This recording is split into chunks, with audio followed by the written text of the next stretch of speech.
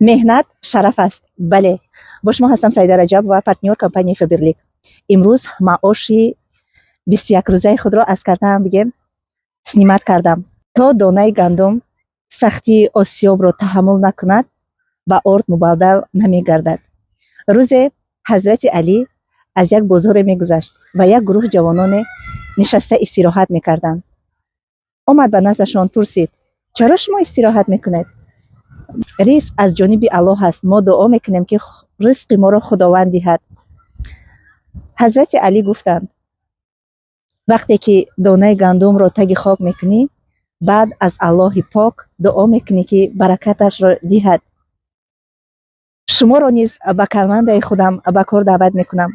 дар муҳлати кӯтоҳ ба чунин маблағҳои калон баромаданро ба шумо низ меомӯзонам. ҳар як лаҳзаҳои зиндагӣ ғанимат аст. пас зиндагии худро имрӯз бисоз.